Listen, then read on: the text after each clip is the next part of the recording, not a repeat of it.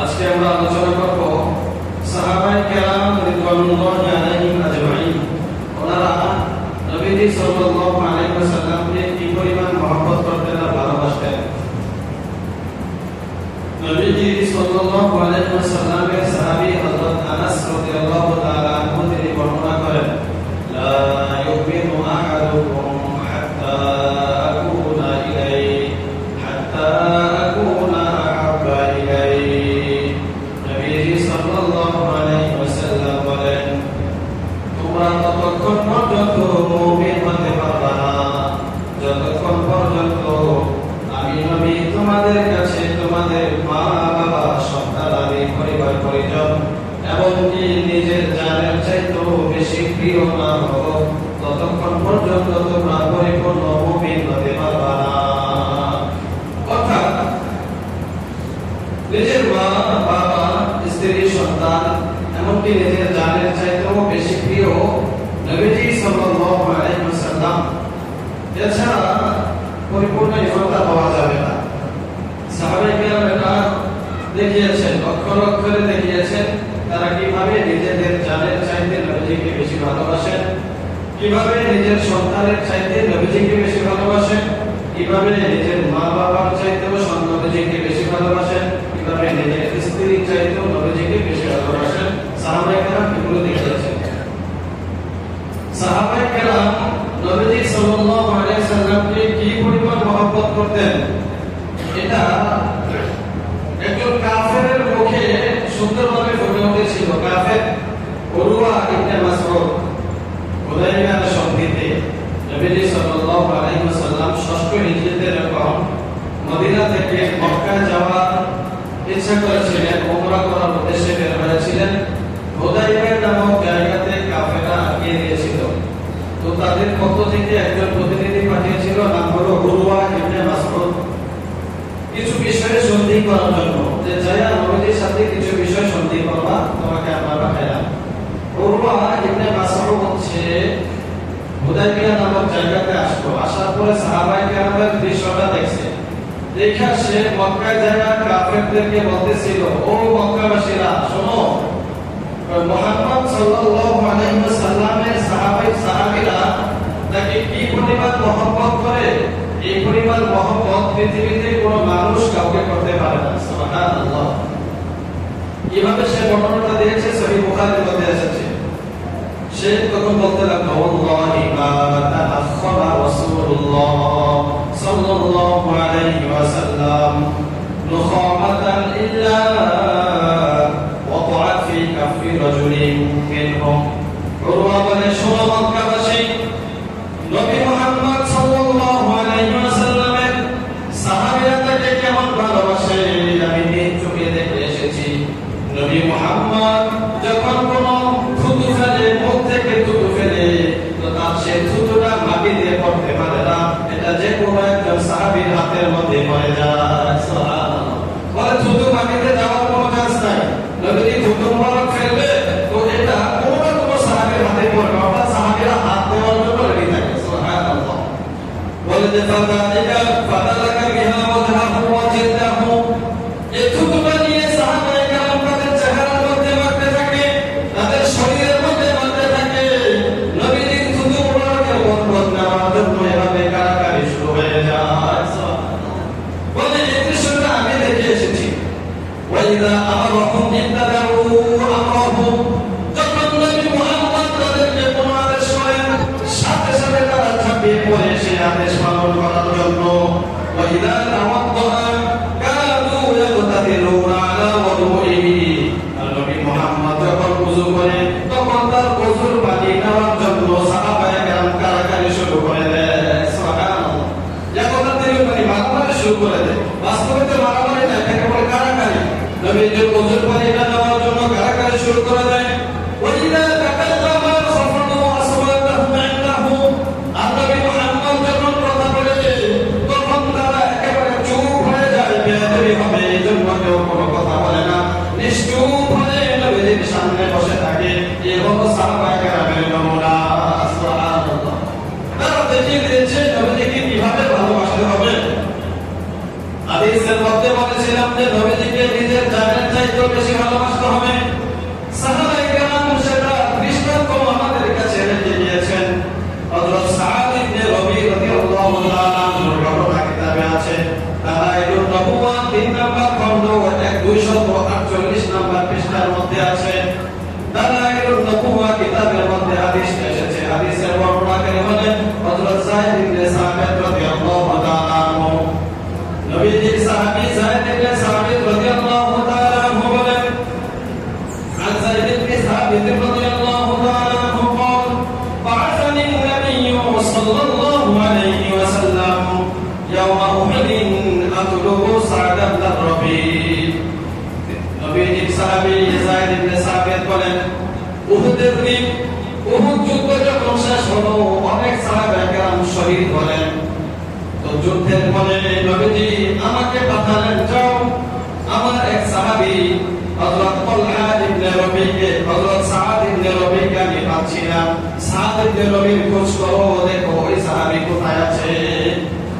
ফাকালানি যায়েদ বলেন, নবীজি আমাকে কথা বলে দিয়েছেন, ইন রাআইতাহু ফাকরাহু মিন্নি সালাম। যখন তুমি সাদ ইবনে রবিকে পাইবা, যুদ্ধের ময়দানে খোঁজ করে পাইবা, যদি তাকে জীবিত পাও তাহলে আমার পক্ষ থেকে তাকে সালাম জানাইবা। সুবহানাল্লাহ। নবীজি সালাম জানাইছেন সাদ ইবনে রবি রাদিয়াল্লাহু তাআলা আনহুর কাছে যায়েদ ইবনে সাবিতের মাধ্যমে। যায়েদ ইবনে সাবিত বলেন, তারপর নবীজি আমাকে বললেন, ওয়াকুল্লাহু ইয়াকুলু লাকা রাসূলুল্লাহ সাল্লাল্লাহু আলাইহি ওয়াসাল্লাম কাইফা তাজিদুকা।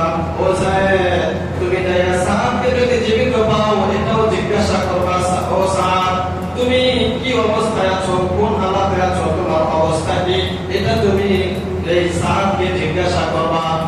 এবং নবীজির সাহাবী যায়েদ বলেন, ফাআজালতু ফাজালতু আতুফু বাইনাল কতলা। এরপর আমি গেলাম উহুদের ময়দানে গিয়ে শহীদদের মাঝে খোঁজ করতে লাগলাম, দেখি সেখানে সাদ ইবনে রবিকে পাওয়া যায়নি। ফাসারতুহু ওয়া হুয়া ফি আখিরি রামাদিন। এরপর আমি খুঁজে পেলাম সাদ ইবনে রবিকে, কিন্তু যা দেখলাম তিনি ওয়া ফি আখিরি রামাদিন, জীবনের শেষ নিঃশ্বাস পার করতেছেন, শেষ মুহূর্তের মধ্যে পৌঁছে গেছেন। মানে এই মুহূর্তে উনি দুনিয়া থেকে বিদায় নেবেন, যে অবস্থায় পেলাম হযরত সাদ ইবনে রবি রাদিয়াল্লাহু তাআলা আনহুকে। বলে যে কারণ কি? কারণ হলো হুয়া কবিহি ৭০ দরবাতান। তখন সাদ ইবনে রবির গায়ে ৭০টার মতো আঘাত ছিল, ৭০টার মতো তীরের আঘাত ছিল, তরবারির আঘাত ছিল, বর্ষার আঘাত ছিল। এত আঘাতের পরে সাধারণত একটা মানুষ বাঁচতে পারে না, কিন্তু তিনি তখনও জীবনের শেষ মুহূর্তে পৌঁছে গেছেন, জীবিত আছেন। এরপরে যায়েদ বলেন, ফাকুলতু ইয়া সাদ, আমি বললাম, হে সাদ, ইন্না রাসূলুল্লাহি সাল্লাল্লাহু আলাইহি ওয়াসাল্লাম আলাইকা সালাম ওয়া আলাইহি ওয়া আলাইকা সালাম। আমি বললাম, হে যায়েদ, নিশ্চয় রাসূলুল্লাহ সাল্লাল্লাহু আলাইহি ওয়াসাল্লাম তোমাকে সালাম জানিয়েছেন, ওয়া ইয়াকুলু লাকা, এবং একথা বলে দিয়েছেন, আখবিরনি কাইফা তাজিদুকা, তুমি আমাকে জানাও কি অবস্থায় আছো, তোমার অবস্থাটা কি, এটাও জানাইতে নবীজি আমাকে আদেশ করেছেন। এবং সাদ রাদিয়াল্লাহু তাআলা আনহু বললেন, ক্বালা আলা রাসূলিল্লাহি সাল্লাল্লাহু আলাইহি ওয়াসাল্লাম আসসালাম। তখন এই সাদ বললেন, রাসূল সাল্লাল্লাহু আলাইহি ওয়াসাল্লামের কাছেও আমার সালাম পৌঁছে দিও। আর ওয়া আলাইকা সালাম, তুমি যেহেতু সালাম নিয়ে এসেছো, তোমার উপরও আমার সালাম, অর্থাৎ তোমার উপরও শান্তি বর্ষিত হোক, আর নবীজির কাছেও আমার সালাম পৌঁছে দিবা। আর নবীজিকে গিয়ে বলবা, কুল্লাহু ইয়া রাসূলুল্লাহ আজিদু রিহাল জান্নাহ। যে নবীজিকে বলবা, ইয়া রাসূলুল্লাহ, আপনার সাহাবী সাদ সে মৃত্যুর সন্ধিক্ষণে আছে, হতে পারে আমি এখনই মারা যেতে পারি। ও যায়েদ, তুমি কি নবীজিকে বলবা যে সেই সাদ সেই অবস্থা থেকে ও জান্নাতের গ্রাম পাইতেছে। সুবহানাল্লাহ। বলে যে আপনার আদেশ পালন ঠিক, আপনার জন্য জীবন দিয়ে সাদ রাদিয়াল্লাহু তাআলা আনহু জান্নাতের সুগ্রাম পেয়ে যাচ্ছে, জীবিত থাকা অবস্থায় সেই সাহাবী জান্নাতের গ্রাম পাইতেছে। সুবহানাল্লাহ। নবীজির জন্য জান উৎসর্গকারী সাহাবায়ে কেরাম এই পরিমাণ পাগল ছিলেন যে তারা জান দিতেছেন আর সাথে সাথে নবীজির নবীজির জন্য জীবন দিতেছেন আর পাশাপাশি জান্নাতের সুযোগ পেতেছেন। সুবহানাল্লাহ। এভাবে সাহাবায়ে কেরামের নিজের জান উৎসর্গ করা ভাবনা, তারপরে শুধুমাত্র নিজের ক্ষেত্রে এবং নিজের জানের চাইতে বেশি মহব্বত নবীজিকে করতেন এবং কি নিজের বাবার চেয়েও নবীজিকে বেশি ভালোবাসতেন, নিজের বাবার চেয়েও মায়ের চেয়েও নবীজিকে বেশি ভালোবাসতেন। হাদিসের মধ্যে আছে মাজমাউ ইমাম আইসামি রাহমাতুল্লাহি আলাইহি একটা কিতাব, হাদিসের কিতাব মাজমাউ যাওয়ায়ে, এই কিতাবের মধ্যে আছে নবীজির একজন সাহাবী ছিলেন আব্দুল্লাহ রাদিয়াল্লাহু তাআলা আনহু। আব্দুল্লাহ নামে অনেক সাহাবায়ে কেরাম ছিলেন। এর মধ্যে এখন যে আব্দুল্লাহর কথা বলবো ইনি হলেন মুনাফিক আব্দুল্লাহ ইবনে সালুলের ছেলে। একজন ছিল মুনাফিক আব্দুল্লাহ, এই মুনাফিকের ছেলের নামই আবার আব্দুল্লাহ। দুইজন বাবার নাম ছেলের নাম এক, কিন্তু পার্থক্য কি, বাবা হলো মুনাফিকের সন্তান আর ছেলে হলেন সাহাবী। তো নবীজি সাল্লাল্লাহু আলাইহি ওয়াসাল্লাম একবার রাস্তা দিয়ে হেঁটে যাচ্ছিলেন, সেখানে মুনাফিকরা বসা ছিল। আবু হুরায়রা রাদিয়াল্লাহু তাআলা আনহু হাদিসটি বর্ণনা করেন, তিনি বলেন মাররা রাসূলুল্লাহ সাল্লাল্লাহু আলাইহি ওয়াসাল্লাম আলা আব্দুল্লাহ ইবনে আবি উবাই ইবনে সালুল ওয়া হুয়া ফি জিল্লিন। নবীজি সাল্লাল্লাহু আলাইহি ওয়াসাল্লাম একদিন রাস্তার পাশ দিয়ে যাচ্ছিলেন, সেখানে মুনাফিকের সর্দার আব্দুল্লাহ ইবনে উবাই ইবনে সালুল বসা ছিল গাছের ছায়া। গাছের ছায়া আব্দুল্লাহ ইবনে উবাই ইবনে সালুল মুনাফিকের সর্দার, সে বসা ছিল। যাওয়ার সময় নবীজি সাল্লাল্লাহু আলাইহি ওয়াসাল্লামের ঘোড়ার কিছু পায়ের ধুলি এটা ওই মুনাফিকের নাকের কাছে বা সামনে গিয়েছিল। স্বাভাবিক যদি ধুলাবালি রাস্তা হয় তাহলে সামনে বা বাহন দিয়ে চললে কিছু ধুলাবালি উঠে, তো এই ধুলা কিছু মুনাফিকের গায়ে গিয়ে লাগছে। এবার এই মুনাফিক আব্দুল্লাহ ইবনে সালুল বলতেছে ওয়াদাবারু আলাইনা ইবনে আবি কাবাসা, আরে হ্যাঁ কি বলছিস ইবনে আবি কাবাসা, অর্থাৎ মুহাম্মাদের ঘোড়ার ধুলা আমাদের গায়ে লাগছে, ময়লা হয়ে গেছে, কি করব নাক ছিটকাতে লাগলো। সে নবীজিকে কটাক্ষ করে এইভাবে বলতে লাগলো, এই কি হলো, এই ইবনে আবি কাবাসা, নবীজিকে বলতে ইবনে আবি কাবাসা মানে হলো তারা কোনো মানুষকে নিন্দা করার সময় শব্দটা ব্যবহার করতো ইবনে আবি কাবাসা। মুহাম্মদ কাজটা করলো কি, আমাদের গায়ে ধুলা ভরে দিল, ধুলা লাগাই দিল। এই কথাটা এই মুনাফিকের ছেলে আব্দুল্লাহ, যিনি নবীজির সাথে ছিলেন, বাবা এখানে বসা ছিল মুনাফিক, সে নবীজির ব্যাপারে এরকম কটাক্ষ করলো। আর তার ছেলে আব্দুল্লাহ রাদিয়াল্লাহু তাআলা আনহু সাহাবী, উনি এই কথাটা শোনার পরে সাথে সাথে নবীজি সাল্লাল্লাহু আলাইহি ওয়াসাল্লামের কাছে অনুমতি চাইলেন। ফাকালা ইবনুহু আব্দুল্লাহ ইবনে আব্দুল্লাহ, তখন এই মুনাফিকের ছেলে আব্দুল্লাহ বলল ওয়াল্লাযী আকরামাকা ওয়া আনজালা আলাইকাল কিতাবা, ইয়া রাসূলুল্লাহ, যেই আল্লাহ আপনাকে নাযিল করেছেন, আপনাকে সত্য নবী বানিয়ে পাঠিয়েছেন এবং আপনার উপরে কিতাব নাযিল করেছেন, সেই আল্লাহর শপথ করে বলতেছি লা ইন শি'তা লা আতিয়ান্নাকা বিরাসিলি, ইয়া রাসূলুল্লাহ, আপনি যদি আমাকে অনুমতি দেন তাহলে আমি এক্ষুনি আমার বাবার গর্দানটাকে আপনার হাতে দিয়ে দেব। সুবহানাল্লাহ। বলে যে আমার বাবার মাথাটাকে আপনার হাতে দিয়ে দেব, শুধু আপনি আমাকে অনুমতি দেন। সুবহানাল্লাহ। বলে যে নবীজি সাল্লাল্লাহু আলাইহি সাল্লামের ভালোবাসা প্রকাশী বাবার সামনে বলতেছে ইয়া রাসূলুল্লাহ, লা ইন শি'তা, যদি আপনি চান আপনি আমাকে অনুমতি দেন, লা আতিয়ান্নাকা বিরাসিহি, তার মাথা আপনার হাতে এনে দেব।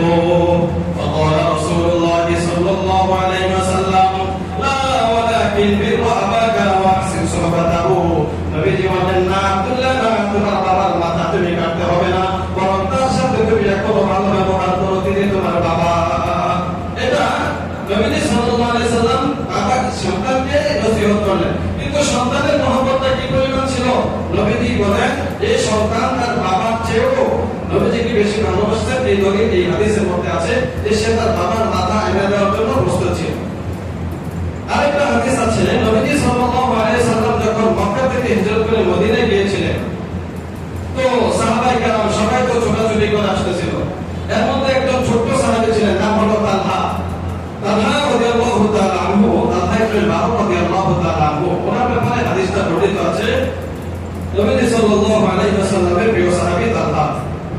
তো হাদিস riwayat করেন হযরত হুসাইন ইবনে ওয়াহি রাদিয়াল্লাহু তাআলা আনহু, তিনি বলেন আন্না তালহা ইবনে বারা'i লাম্মা লাকিয়া an-নাবিয়্য সাল্লাল্লাহু আলাইহি ওয়াসাল্লাম জাআলা ইয়ালসাকু রাসূলুল্লাহ জাআলা يلصق برسول الله صلى الله عليه وسلم ويقبل قدميه নবীজি যখন হিজরত করেন মক্কা থেকে মদিনায় গেলেন তখন ছোট্ট একটা সাহাবী তালহা ইবনে বারা রাদিয়াল্লাহু তাআলা আনহু তিনি দৌড়ে আসলেন আয়েশা নবীজিকে জড়ায়া ধরলেন ওয়ায়ুকব্বিলু কদামাইহি নবীজির দুটো পায়ে চুম্বন খেতে লাগলেন সুবহানাল্লাহ ছোট সাহাবী কিশোর সাহাবী আমাদের কিশোররা তো হয় গ্যাং বানা গ্যাং কিশোর গ্যাং আস্তানি করে আর ছোটবেলা থেকে এরা কেমন যেন একটা বকাটে হয়ে যায় কিন্তু সাহাবায়ে কেরামের সন্তানেরা কেমন ছিল এই ছোট সাহাবী কিশোর সাহাবী তালহা তোমরা নবীজি সাল্লাল্লাহু আলাইহি সাল্লামকে জড়ায়া ধরলেন পায়ের মধ্যে চুম্বন খেতে লাগলেন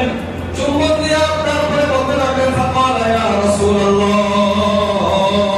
মুরনি বিমা আকারতা ফালা আসিরাকা আমরা আয় আল্লাহ রাসূল আমি আপনাকে অনেক বেশি ভালোবাসি আপনি যদি বিশ্বাস না করেন আমাকে আদেশ করে দেখেন যে কোনো বিষয় আমি আপনার আদেশের অমান্য করব না সুবহানাল্লাহ ছোট সাহাবী বলে আমি আপনাকে সবচেয়ে বেশি ভালোবাসি ইয়া রাসূলুল্লাহ আপনি আমাকে আদেশ করে দেখেন না আপনার আদেশ আমি অমান্য করব না ফাআজাবা লিযালিকা নবী সাল্লাল্লাহু আলাইহি ওয়াসাল্লাম নবীজি ছোট সাহাবীর কথা শুনে আশ্চর্য হয়ে গেলেন হায় হায় বলে কি এত ছোট সাহাবী পিচ্চি সাহাবী সে আমাকে কি বলে বহুয়া গোলাম মত সে একটা ছোট বালক পরীক্ষা করার জন্য নবীজি তাকে আবার বললেন ফাকালা লাহু রাসূলুল্লাহ সাল্লাল্লাহু আলাইহি ওয়াসাল্লাম ইনদা যালিকা তখন নবীজি তাকে পরীক্ষা করার জন্য বললেন হে তালহা হে ছোট সাহাবী ইযহাব ফাকুতুল আবাকা যাও তুমি যদি আমাকে বেশি মহব্বত করে থাকো তাহলে যাও তুমি গিয়ে তোমার বাবাকে হত্যা করে আসো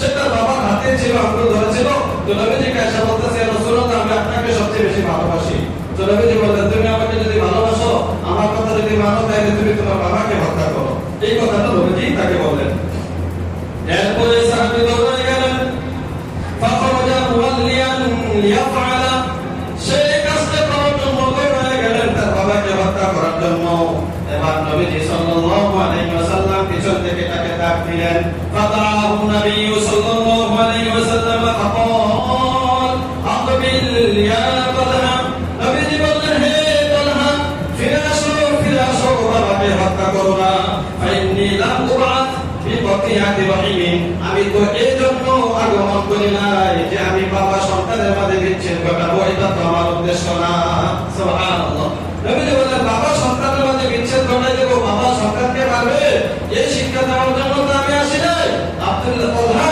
আমি শুধু তোমাকে পরীক্ষা করার জন্য এটা বললাম সুবহানাল্লাহ ছোট সাহাবী পরীক্ষার মধ্যে নষ্ট হয়ে গেলেন নবীজি এই সাহাবী তালহা নবীজির কাছে কতটা প্রিয় ছিলেন এই ঘটনা থেকে বোঝা যায় কিছুদিন পরে ফামারিদা বাদা যালিকা এই ছোট সাহাবী অসুস্থ হয়ে গেলেন ঘরের মধ্যে অসুস্থ হয়ে কাঁদতেছিলেন ফাতাহু নবী সাল্লাল্লাহু আলাইহি ওয়াসাল্লাম হাত্তা ইয়াউদা নবীজি তাকে দেখার জন্য বাড়িতে গেলেন যে ছোট সাহাবী তালহাকে দেখছিলেন সে কোথায় বলে যে অসুস্থ এবার নবীজি তার বাড়িতে গেলেন সেবা শুশ্রূষা করার জন্য যাইয়া দেখলেন যে তালহার অবস্থা বেশি একটা ভালো না মৃত্যু তার সন্নিকটে ঘনিয়ে এসেছে যে কোনো মুহূর্তে সে মারা যেতে পারে ফালাম্মান সরফা নবীজি তালহার রুম থেকে বের হয়ে আসলেন বের হয়ে আসার পরে তার পরিবারের লোকদেরকে জমা করলেন জমা করার পরে এবার লোকদেরকে বলতে লাগলেন শোনো আমি তালহাকে যে অবস্থায় দেখেছি মনে হয় না তালহা বেশি দিন বাঁচবে সময় তালহা যখন মারা যাবে তোমরা আমাকে খবর দিবা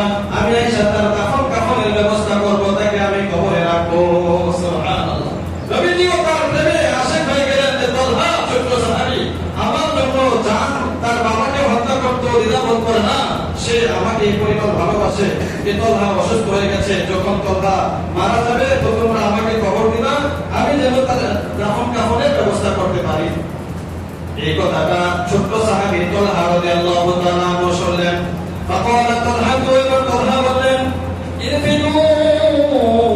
ইদফিনুনি ও পরিবারের লোকেরা তোমরা আমি মারা যাওয়ার পরে আমার দাফন কাফনের ব্যবস্থা তোমরা নিজেরাই করবা ওয়াদিকুনি বিরব্বি আমাকে আমার রবের সাথে মিলাইয়া দিবা ওয়ালা তাদউ রাসূলুল্লাহি সাল্লাল্লাহু আলাইহি ওয়াসাল্লাম কিন্তু আমি মারা যাওয়ার পরে রাসূলকে ডাকবো না সবাই অবাক হয়ে গেল কি ব্যাপার রাসূল সাল্লাল্লাহু আলাইহি সাল্লামের হাতের স্পর্শ পাওয়ার জন্য নবীজির জানাজা পাওয়ার জন্য সাহাবায়ে কেরাম বেকুল আর তুমি বলতাছো তুমি মারা গেলে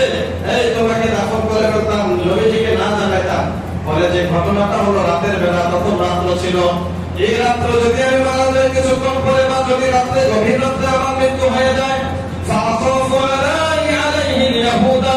আমি ভয় করি না জানি নবীজি সাল্লাল্লাহু আলাইহি ওয়াসাল্লাম বাড়ি থেকে আমার বাড়িতে আসা পর্যন্ত প্রতিমধ্যে অনেকগুলো ইহুদির বাড়ি আছে, এরা আমার নবীজির উপরে হামলা করে বসে কিনা। ছোট্ট সাহাবী কি পরিমাণ চিন্তা ছিল তার মাথার ভিতরে, আর কি মহব্বত ছিল। বলে যে তোমরা তো জানাজার জন্য পাগল, কিন্তু আমি তো নবীর জন্য পাগল। নবী আমার জানাজায় আসবে, তো প্রতিমধ্যে যদি ইহুদিরা তাকে আটকিয়ে ফেলে বা কোনো ধরনের খারাপ আচরণ করে, তো এটা তো আমি মারা যাওয়ার পরেও শান্তি পাবো না, এটা আমার জন্য অশান্তির কারণ হবে। এজন্য আমি মারা যাওয়ার পরে তোমরা আমাকে দাফন করে ফেলবা, নবীজিকে জ্বালাবে না। বলে নবীজি সাল্লাল্লাহু আলাইহি ওয়াসাল্লামের সাহাবী তোলহা তার পরিবারকে যে কথা বললেন সে অনুযায়ী কাজ হলো। রাতের বেলা ছোট্ট সাহাবী তোলহা মারা গেলেন, পরিবারের লোকেরা দাফন কাফন শেষ করলো। পরের দিন সকালে নবীজি জানতে পারলেন যে এই অবস্থা, ছোট্ট সাহাবী তো রাতের বেলা মারা গেছে। এবার নবীজি বললেন, তোমরা আমাকে কেন জানাইলে না? বলে যে ইয়া রাসূলুল্লাহ, আপনার আশিক তোলহা সে নিজেই তো আমাদেরকে বলে গেছে আপনাকে রাতের বেলা না জানাইতে, কারণ জানাইলে আপনি কষ্টের সম্মুখীন হতে পারেন, ইহুদিরা আপনাকে কষ্ট দিতে পারে, এই জন্য আপনাকে যেন না জানাই সে নিজেই বলে গেছে। এবার নবীজি সাল্লাল্লাহু আলাইহি ওয়াসাল্লাম সাহাবায়ে কেরামের জামাতকে নিয়ে তার কবরের মধ্যে চলে গেলেন। কবরে গিয়ে এবার সেখানে দোয়া করতে লাগলেন, আল্লাহুম্মা তাসাতাল হাকা তাদহাকু ইলাইহি ওয়া ইয়াদহাকু ইলাইকা। আয় আল্লাহ, আমার এই ছোট্ট সাহাবী তোলহা সে আমাকে বড় মহব্বত করত, বড় ভালোবাসতো। রব্বুল আলামিন এই তোলহার সাথে তোমার মুআমালা, তোমার ব্যবহারটা যেন এমন হয়, তোলহার সাথে মাওলা তুমি এমন ভাবে সাক্ষাৎ করবা যে তাদহাকু ইলাইহি ওয়া ইয়াদহাকু ইলাইকা। তোলহা যেন তোমাকে দেখে হাসতে থাকে আর তুমিও তোলহাকে দেখে হাসতে থাকবা। সুবহানাল্লাহ। বলে যে তুমি তোলহার সাথে হাসি মুখে সাক্ষাৎ করবা। আল্লাহর কাছে নবীজি দোয়া করতেছেন যে আল্লাহ আপনি তোলহার সাথে এমন অবস্থায় সাক্ষাৎ করবেন যে তোলহাও হাসতেছে আপনিও হাসতেছেন, কারণ সে আমাকে এই পরিমাণ ভালোবেসেছে। তাহলে সাহাবায়ে কেরাম নিজের বাবা মায়ের চাইতেও নবীজিকে বেশি ভালোবাসতেন, সন্তানদের চাইতেও নবীজিকে বেশি ভালোবাসতেন। বুখারী শরীফের 1351 নম্বর হাদিসের মধ্যে এসেছে, আন জাবির ইবনে আব্দুল্লাহ রাদিয়াল্লাহু তাআলা আনহু, নবীজির সাহাবী হযরত জাবির রাদিয়াল্লাহু তাআলা আনহু বলেন, আমার বাবা আব্দুল্লাহ লাম্মা হাদারা উহুদ দাআনি আবি মিনাল লাইল, উহুদের যুদ্ধের আগের দিন আমার বাবা আব্দুল্লাহ আমাকে ডাকলেন। এই আব্দুল্লাহ কি তার আব্দুল্লাহ, একটু আগে যে বলছিলাম সেটা ছিল আরেক আব্দুল্লাহ। এই আব্দুল্লাহ ছেলে জাবির দুজনের সাহাবী। জাবির রাদিয়াল্লাহু তাআলা আনহু বলেন, আমার বাবা আব্দুল্লাহ রাদিয়াল্লাহু তাআলা আনহু উহুদের যুদ্ধ যেদিন হবে আগের দিন রাতে আমাকে ডাকলেন। ডাকার পরে বলতেছেন, রাতের বেলা আমাকে ডাক দিলেন, ফাকালা মা আরানি ইল্লা মাকতুলান ফি আউয়ালি মান ইউতারু মিন আসহাবি রাসূলিল্লাহ সাল্লাল্লাহু আলাইহি ওয়াসাল্লাম। ও আমার প্রিয় ছেলে জাবির, শোনো, আমার মনে হচ্ছে আগামী কালকে উহুদ যুদ্ধে যাওয়ার পরে নবীজির সাহাবায়ে কেরামের মধ্যে যারা শাহাদাত বরণ করবে, আমার মনে হয় সেই শহীদদের মধ্যে আমি শুরুর দিকে থাকতে পারি। মনে হচ্ছে আমি শহীদ হয়ে যাব। ও আব্দুল্লাহ, শোনো, তোমাকে আমি ওসিয়ত করে যাচ্ছি, ওসিয়ত করতেছি, শোনো। ওয়া ইন্নী লা আতরুকু বাদি আযা আলাইয়া মিনকা। ও জাবির, শোনো, আমি তোমার চাইতে প্রিয় দুনিয়াতে আর কাউকে রেখে যাইতাছি না। তবে শোনো, তোমার ভালোবাসাটা আরেকজনের ভালোবাসার সাথে তুলনা করিও না। গায়রু নাফসি রাসূলিল্লাহ সাল্লাল্লাহু আলাইহি ওয়াসাল্লাম। ও জাবির, শোনো, তুমি আমার কাছে সবচেয়ে প্রিয়, তবে রাসূলুল্লাহ সাল্লাল্লাহু আলাইহি ওয়াসাল্লামের চাইতে বেশি না। সুবহানাল্লাহ। বলে সন্তান হিসেবে তুমি আমার কাছে প্রিয়, কিন্তু একজনের তুলনায় না, তিনি হলেন রাসূলুল্লাহ সাল্লাল্লাহু আলাইহি ওয়াসাল্লাম। সেই রাসূলের মহব্বতে আমি যাচ্ছি উহুদ যুদ্ধে, সেখানে শাহাদাত বরণ করার সম্ভাবনা আছে। তো শোনো, তোমাকে ওসিয়ত করে যাচ্ছি, তুমি পরবর্তী জিন্দেগি এভাবে কাজে লাগাইবা। কিছু ওসিয়ত দিক নির্দেশনা দিয়ে গেলেন, বললেন যে তোমাকে তো বেশি মহব্বত করি, কিন্তু আমার নবী সাল্লাল্লাহু আলাইহি ওয়াসাল্লামের চাইতে বেশি মহব্বত করি না। সাহাবায়ে কেরাম নিজেদের স্ত্রীদের চাইতেও নবী সাল্লাল্লাহু আলাইহি ওয়াসাল্লামকে বেশি ভালোবেসেছেন। যায়েদ ইবনে নাসিনা রাদিয়াল্লাহু তাআলা আনহু একজন সাহাবী ছিলেন। ওনার ঘটনা আছে হাদিসের মধ্যে, কিতাবে আছে যে ওনাকে একবার কাফেররা বন্দী করলো। বন্দী করার পরে কাফেররা আপনাকে বেঁধে ফেললো এবং হত্যা করবে, শহীদ করে দেবে। শাহাদাতের আগ মুহূর্তে, মানে হত্যা করার আগ মুহূর্তে ওনার কাছে একটা অফার দিল যে হে যায়েদ, শোনো, তুমি এটা কি পছন্দ করো যে ইয়া যায়েদ আতুহিব্বু আন্না মুহাম্মাদান ইন্নানা আল-আনা ফি মাকানিকা, তোমার জায়গা বর্তমানে তুমি যেখানে আসো এখানে যদি আমরা মুহাম্মদকে নিয়ে আসি, তারপরে নাদরিবু উনুকাহু, তার মুহাম্মদের গর্দান আমরা কেটে ফেলবো, ওয়া আন্নাকা ফি আহলিকা, আর তুমি নিরাপদে তোমার স্ত্রী সন্তানদের কাছে চলে যাইবা, এটা কি তুমি পছন্দ করো? এই প্রস্তাবটা যায়েদ ইবনে জাসিনার কাছে দিয়েছিল কাফেররা।